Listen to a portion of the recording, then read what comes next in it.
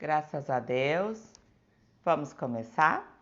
Hoje nós vamos ler na Bíblia de Estudo Desafio de Todos os Homens, da editora Candeia, certo? Vamos lá. E nós vamos ler hoje de 2 Samuel 19 até o capítulo 21. Vamos começar. 2 Samuel, capítulo 19. Joabe repreende o rei. Logo chegou a Joabe a notícia de que o rei chorava e lamentava a morte de Absalão. Quando o povo soube da grande tristeza do rei pela morte de seu filho, a alegria da vitória daquele dia se transformou em profundo pesar. Os soldados entraram na cidade sem chamar atenção, como se estivessem envergonhados e houvessem fugido da batalha. O rei cobriu o rosto com as mãos e continuou a chorar. Ah, meu filho Absalão! Absalão, meu filho, meu filho! Então Joabe foi até o quarto do rei e disse: Hoje salvamos sua vida e a vida de seus filhos e filhas e de suas esposas e concubinas. E, no entanto, o Senhor age desse modo e nos faz sentir envergonhados. Parece amar os que o odeiam e odiar os que o amam. Hoje deixou claro que todos os seus comandantes e soldados não significam nada para o Senhor. Pelo visto, se Absalão tivesse sobrevivido e todos nós tivéssemos morrido, o Senhor estaria satisfeito. Agora saia e vá parabenizar seus soldados, pois juro pelo Senhor que se o rei não for, nenhum só deles permanecerá aqui esta noite. Isto seria pior do que todo o mal que já lhe havia acontecido na vida. Assim, o rei saiu e se sentou à entrada da cidade, e quando se espalhou a notícia de que o rei estava ali, todos foram vê-lo. Enquanto isso, os israelitas haviam fugido para suas casas, e em todas as tribos de Israel houve muita discussão. O povo dizia: O rei nos livrou de nossos inimigos e nos libertou dos filisteus, mas teve de fugir por causa de Absalão. Agora, Absalão, a quem ungimos para reinar sobre nós, está morto. Não devemos demorar para trazer o rei Davi de volta. Então, Davi enviou uma mensagem aos sacerdotes Zadok e Abiatar. Perguntem às autoridades de Judá: por que vocês demoraram tanto para receber o rei de volta? Até eu já sei que todo Israel deseja minha volta. Vocês são meus parentes, minha própria tribo, meu povo e minha raça. Então, por que são os últimos a receber o rei de volta? E Davi pediu que dissessem a Amassa: Você é meu parente, meu povo e minha raça. Que Deus me castigue severamente se de hoje em diante você não se tornar comandante de meu exército em lugar de Joabe. A mensagem de Davi convenceu todas as autoridades de Judá, e eles deram uma resposta unânime. Mandaram dizer ao rei: Volte para nós e traga todos os que estão com o Senhor. Davi volta para Jerusalém. Então o rei começou a viagem de volta para Jerusalém. Quando chegou ao Rio Jordão, o povo de Judá foi a Gilgal para encontrar-se com ele e acompanhá-lo até o outro lado do rio. Simei, filho de Gera, de Baurim, na terra de Benjamim, atravessou com os homens de Judá para dar as boas-vindas ao rei Davi. Estavam com ele 1000 homens da tribo de Benjamim, incluindo Zibá, servo da casa de Saul, e os 15 filhos e 20 servos de Zibá. Desceram apressadamente ao Jordão para receber o rei. Atravessaram o rio para juntar a família do rei, ajudar a família do rei a chegar à outra margem e para fazer o que eles lhe solicitassem. Deus tem misericórdia de Simei. Quando o rei estava prestes a atravessar o rio, Simei, filho de Gera, curvou-se diante dele e suplicou: Ó meu senhor, ó rei, por favor, perdoe-me. Esqueça as coisas terríveis que seu servo disse quando o Senhor saiu de Jerusalém. Sei quanto pequei. Por isso vim aqui hoje, a primeira pessoa em todo Israel a receber o meu senhor, o rei. Então Abissai, filho de Zeruiá, disse: Simei deve ser morto, pois amaldiçoou o rei, ungido do Senhor. Quem pediu a opinião de vocês, filhos de Zeruiá? Disse Davi. Por que agem como se fossem meus inimigos? Hoje não é dia de execuções, pois hoje voltei a ser rei em Israel. Então viraram-se para Simei. Virando-se para Simei, Davi prometeu: sua vida será poupada. O reencontro de Davi e Mefibosete. Mefibosete, neto de Saul, veio para encontrar-se com o rei. Desde que Davi havia saído de Jerusalém, até o dia em que voltou em segurança, Mefibosete não tinha lavado os pés, nem feito a barba, nem lavado as roupas. Quando ele chegou a Jerusalém, o rei lhe perguntou: por que você não veio comigo, Mefibosete? Ele respondeu: ó meu senhor, ó rei, meu servo Zibá me enganou. Pedi que ele selasse meu jumento para que eu pudesse acompanhar o rei, pois o Senhor sabe que sou aleijado. Ele, no entanto, falou mal de mim e disse que eu havia me recusado a vir. Mas sei que o meu senhor, o rei, é como um anjo de Deus. Portanto, faça o que lhe parecer melhor. Meus parentes e eu só poderíamos esperar que o Senhor mandasse nos matar. Contudo, o Senhor me honrou ao permitir que eu comesse à sua mesa. Que mais eu poderia pedir? Não precisa continuar se explicando, respondeu Davi. Resolvi que você e Zibá dividirão sua terra igualmente entre si. Dê tudo a ele, disse Mefibosete. Para mim, basta saber que o meu senhor o rei voltou para casa em segurança. Davi trata Barzilai com bondade. Barzilai, de Gileade, havia descido de Rogelim para acompanhar o rei na travessia do Jordão. Era bastante idoso, tinha 80 anos e era muito rico. Foi ele quem providenciou alimentos para o rei durante sua estada em Manaim. O rei disse a Barzilai: venha comigo para Jerusalém e eu cuidarei de você. Barzilai respondeu, porém: sou idoso demais para ir com o rei a Jerusalém.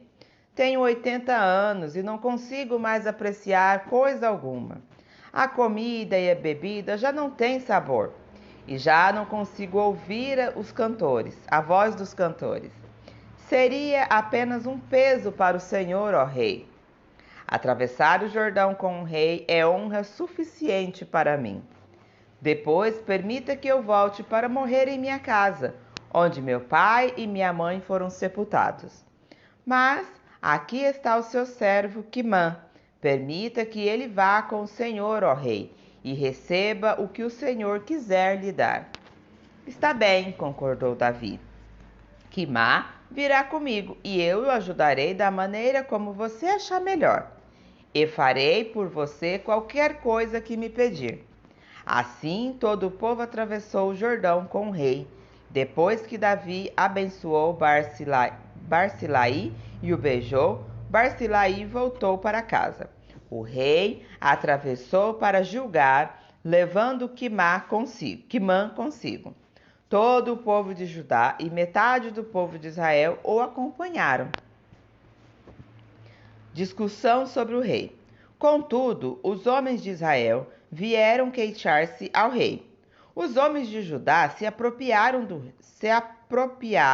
do rei e não nos deram a honra de ajudar a levar o Senhor, sua família e todos os seus acompanhantes até o outro lado do Jordão.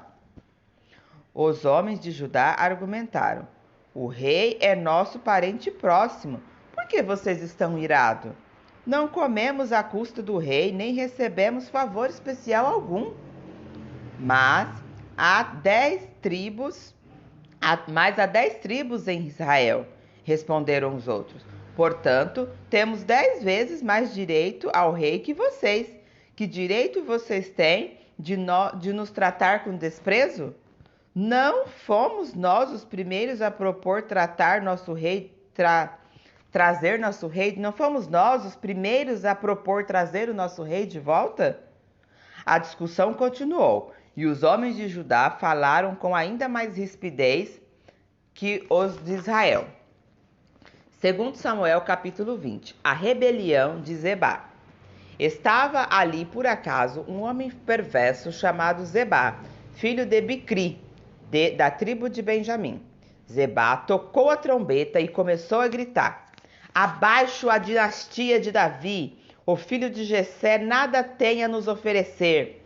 Vamos, homens de Israel, todos de volta para casa. Então todo o povo de Israel que estava ali abandonou Davi e seguiu Zebá, filho de Bicri. O povo de Judá, porém, permaneceu com o rei e o acompanhou do rio Jordão até Jerusalém. Quando Davi chegou a seu palácio em Jerusalém, mandou confinar as 10 concubinas que haviam ficado ali. O rei lhe providenciou sustento, mas não teve mais relações com elas. Permaneceram como viúvas até o fim da sua vida. O rei disse a Amasa: reúna o exército de Judá e apresente-se aqui em 3 dias. Amasa saiu para convocar os soldados de Judá, mas levou muito mais tempo que o prazo definido pelo rei. Então Davi disse a Abissai: Zebá, filho de Bicri, vai nos prejudicar mais que Absalão. Leve minhas tropas e persigam-o, antes que ele entre numa cidade fortificada. Então não possamos alcançá-lo. Os soldados de Joabe, junto com a guarda pessoal do rei e os guerreiros valentes, saíram de Jerusalém para perseguir Zebá. Quando chegaram à grande rocha em Gibeon, Amasa foi ao encontro deles. Joabe vestia seu traje militar e levava um punhal preso ao cinto. Quando deu um passo à frente para saudar Amasa, tirou o punhal da bainha. Como vai, meu primo? Disse Joabe, e o pegou pela barba com a mão direita como se fosse beijá-lo. Amasa não percebeu o punhal na mão esquerda dele, e Joabe o feriu no estômago, de modo que suas entranhas se derramaram no chão. Joabe não precisou feri-lo outra vez, pois Amasa morreu rapidamente. Joabe e seu irmão Abissai deixaram o campo ali e continuaram a perseguir Zebá. Um dos soldados de Joabe gritou: se estiverem do lado de Joabe e Davi, venham e sigam Joabe. Amasa, porém, estava estendido numa poça de sangue no meio do caminho, e os soldados de Joabe viram que todos passavam para olhar. Então um dos soldados o arrastou para fora do caminho, até um campo, e o cobriu com um manto. Com o corpo de Amasa fora do caminho, todos seguiram Joabe em perseguição a Zebá, filho de Bicri. Enquanto isso, Zebá passou por todas as tribos de Israel e por fim chegou à cidade de Abel-Bet-Maaca. Todos os membros de seu clã, os Bicritas, se reuniram para lutar e seguiram até a cidade.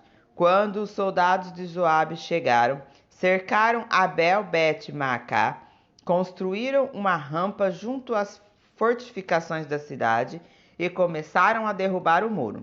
Então uma mulher sábia da cidade gritou: ouçam, digam a Joabe que se aproxime, pois desejo falar com ele. Quando ele se aproximou, a mulher perguntou: o senhor é Joabe? Sim, sou eu, ele respondeu. Então ela disse: ouça sua serva com atenção. Estou ouvindo, disse ele. A mulher continuou: Antigamente era costume dizer: se precisar resolver um desentendimento, peça conselho na cidade de Abel. Somos pacíficos e fiéis em Israel, mas o Senhor está prestes a destruir uma cidade importante de nossa terra. Por que deseja destruir aquilo que pertence ao Senhor? De maneira alguma, respondeu Joabe. Não quero arruinar nem destruir sua cidade. Não é essa a minha intenção. Quero apenas capturar um homem chamado Zebá, filho de Bicri, da região montanhosa de Efraim, que se rebelou contra o rei Davi. Se vocês o entregarem para mim, deixarei a cidade em paz. Está bem, respondeu a mulher. Jogaremos a cabeça dele para você por cima do muro. Então a mulher levou o seu bom conselho até o povo. Eles cortaram a cabeça de Zebá e a jogaram para Joabe.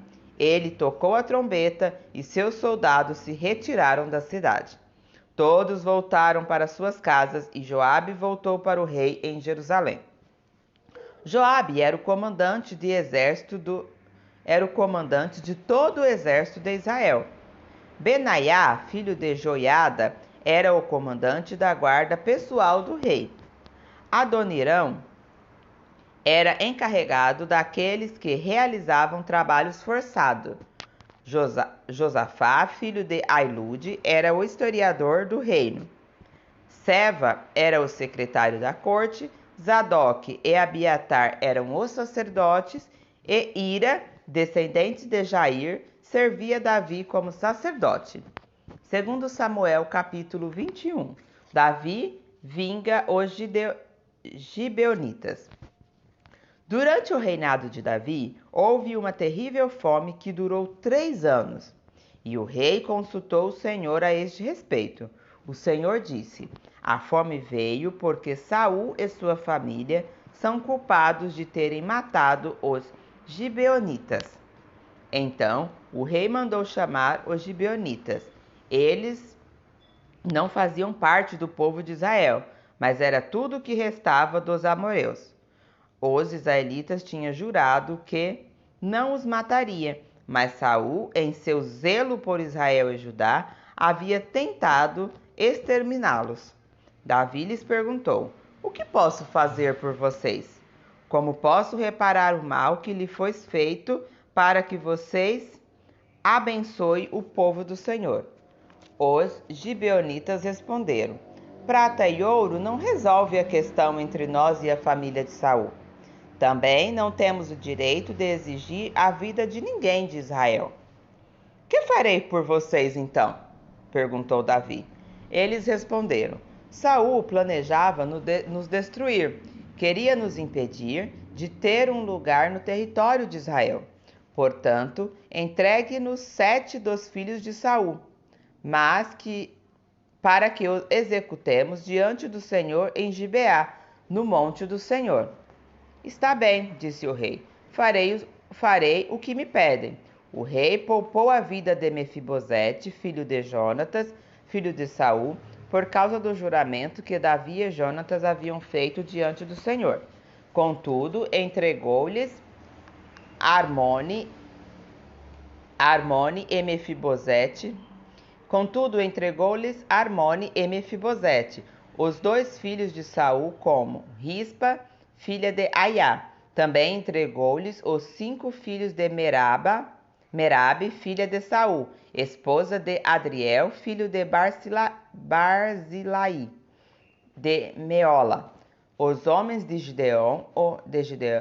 Gibeon os executaram no monte diante do Senhor. Os 7 foram mortos ao mesmo tempo no início da colheita da cevada. Então Rispa, filha de Aiá, estendeu um pano de saco sobre uma rocha e ficou ali todo o período da colheita. Não deixou que as aves de rapina despedaçassem os corpos deles durante o dia e impediu os animais selvagens de os devorarem durante a noite. Quando Davi soube o que Rispa, concubina de Saul, havia feito, foi até o povo de Jabe-Gileade para reaver os ossos de Saul e de seu filho Jonatas. Quando os filisteus mataram Saul e Jonatas no monte Gilboa, o povo de Jades de Gileade tinha roubado os corpos dele na praça de Bet-San, onde os filisteus haviam pendurado. Davi trouxe os ossos de Saul e de Jonatas, e também os ossos dos homens que os gibeonitas haviam executado. O rei ordenou que os ossos de Saul e de Jonatas fossem enterrados na sepultura de Quis, pai de Saul, na cidade de Sela, na terra de Benjamim. Depois disso, Deus atendeu às orações em favor do povo. Batalhas contra gigantes filisteus. Mais uma vez, houve guerra entre filisteus e Israel. Quando Davi e seus soldados estavam no meio de uma batalha, Davi perdeu as forças e ficou exausto. Isbibenobe era descendente de gigantes, e a ponta de sua lança de bronze pesava cerca de 3,5 kg. Ele estava armado com uma espada nova e jurou que ia matar Davi. Mas Abissai, filho de Zeruiá, veio socorrer Davi e matou o filisteu. Então os homens de Davi exigiram: o Senhor não vai mais sair conosco para lutar. Por que correr o risco de apagar a lâmpada de Israel? Depois disso, houve outra batalha contra os filisteus em Gobe. Enquanto lutavam, Zibecai e Hussate matou Zafé, outro descendente de gigantes. Durante uma batalha em Gobe, Elanã, filho de Jair, de Belém, matou o irmão de Golias, de Gate. O cabo de sua lança era da espessura de um eixo de tecelão. Em outra batalha, com os filisteus em Gate, havia um homem de grande estatura, com 6 dedos em cada mão e 6 dedos em cada pé, 24 dedos ao todo, que também era descendente de gigante. Mas quando ele desafiou os israelitas e zombou deles, foi morto por Jonatas, filho de Simeia, irmão de Davi. Estes 4 filisteus eram descendentes dos gigantes de Gade, mas Davi e seus guerreiros os mataram. Amém? Continuaremos no próximo vídeo.